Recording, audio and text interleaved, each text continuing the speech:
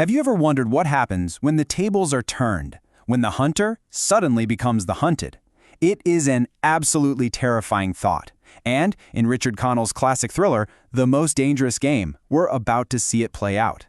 But this is more than just a survival story. It's a deep dive into that razor-thin line between being civilized and being a savage. Everything in this story hinges on this one single question.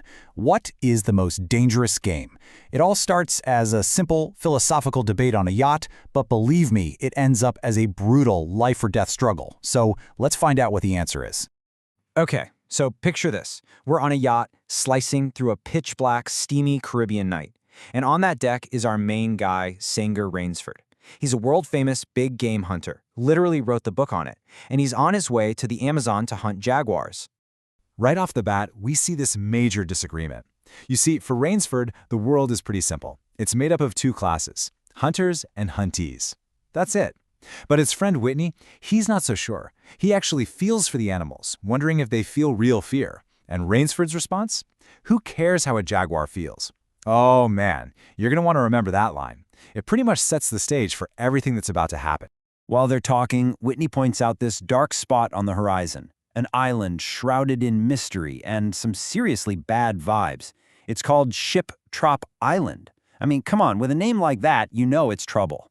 Even the toughest nails crew is creeped out by it. So we've got this aura of dread before we've even gotten close. And then, in a split second, Rainsford's entire world flips upside down. He hears 3 gunshots crack through the night, leaps up on the rail to get a better look, and loses his footing. He's swallowed up by the dark, warm water, and the yacht just sails away without him. So now he's all alone, floating in the sea. The only thing he has to go on is the sound of those gunshots. He swims and swims until he finally collapses on the shore of that very same infamous island. And as he stumbles through the jungle, he doesn't find a deserted hut. No, he finds an enormous, lit-up mansion. It's like a palace was just dropped into the middle of nowhere. He's greeted at the door by, first, this absolute mountain of a man named Ivan, who's silent and holding a revolver. Great first impression, right? And then he meets the owner, General Zaroff. This guy is sophisticated, handsome, and just unnervingly polite. The house is incredible, the food is amazing, but you can't shake this feeling that something is seriously, deeply wrong. So, over dinner, the general starts talking about his one great passion in life, hunting. He's got trophies from every animal you can imagine. But as he keeps talking, the conversation starts to take a really dark turn. Zaroff admits he's actually gotten tired of hunting regular animals. See, Zaroff is so good at what he does that it's just not a challenge anymore. He's mastered it. And for a guy who lives for the thrill, perfection is just, well, it's boring. He explains that animals rely on instinct, and instinct is just no match for a human with a rifle on a brain. So, to cure this extreme boredom, Zaroff tells Rainsford that he had to invent a new animal to hunt. He bought this whole island specifically to stock it with his new quarry. And you can just imagine Rainsford sitting there thinking, what in the world is he talking about?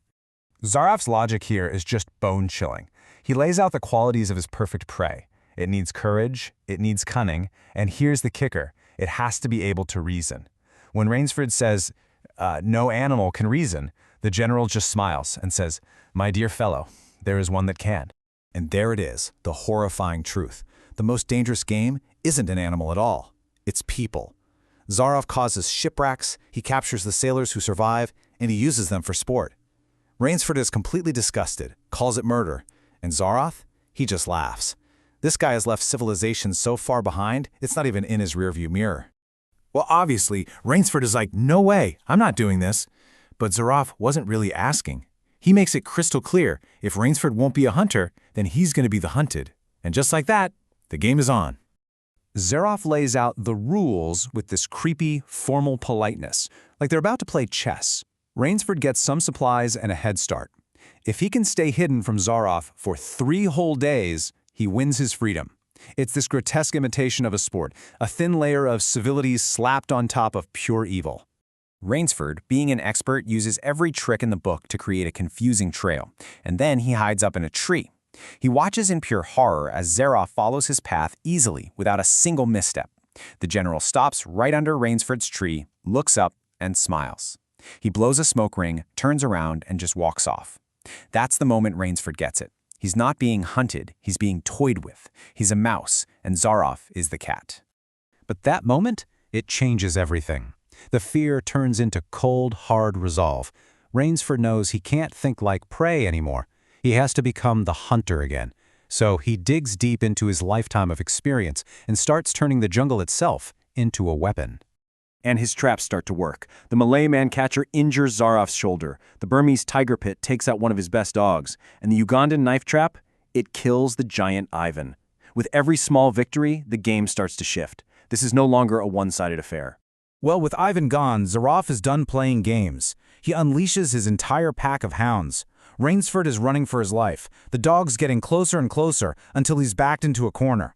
He finds himself on the edge of a cliff with nothing but the churning sea way down below. Now, in this moment of absolute desperation, I want you to remember how this all started. Remember that casual throwaway line from Rainsford? Who cares how a jaguar feels? He was so confident, so sure of his place at the top of the food chain. Well, now he knows. With his lungs on fire and the dogs about to pounce, he finally understands what that jaguar feels. He knows that raw, animal terror that he used to dismiss. The hunter has now 100% become the hunted. His whole philosophy has been completely shattered. With literally nowhere else to go, Rainsford makes a choice. He leaps out into the ocean. Zaroff gets to the cliff's edge, sees what happened, and basically just shrugs. He figures Rainsford chose suicide over being torn apart by the dogs. The game, as far as he's concerned, is over. Later that night, Zaroff is chilling in his bedroom, probably admiring his trophies, when he gets the shock of his life. A figure steps out from behind the curtains. It's Rainsford. He survived the jump. Zaroff, always the sportsman, congratulates him on winning. But Rainsford's not there to celebrate. He says, "I am still a beast at bay. The game's not over yet." Zaroff had said that one of them was going to be fed to the dogs, and the winner would sleep in his fancy bed. The story ends with one single chilling sentence. Rainsford reflects that he had never slept in a better bed, and that tells us everything. The final fight is over. Rainsford didn't just survive, he won. He's taken the general's place. And that leaves us with the big, haunting question of the whole story. Yes, the hunter won. But in defeating the monster, did he become one himself? Did he kill Zaroff just to survive? Or did his time on Shiptrap Island strip away that layer of civilization and reveal the savage hunter that was lurking underneath all along? It's that murky answer that makes this story so powerful and unforgettable.